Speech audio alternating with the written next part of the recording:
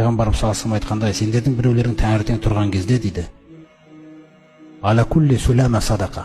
Сенің денеңде қанша буын бар болса, сонша садақа беру керексің дейді әр күні. Қараңыздаршы қандай нәрсе. Әр күні сонша садақа беру керексің дейді сен. Денеңде қанша буын бар, сонша садақа беру керексің дейді. Сосын Алла Тағала бұны жеңілдетіпті. Қараңыз бізге.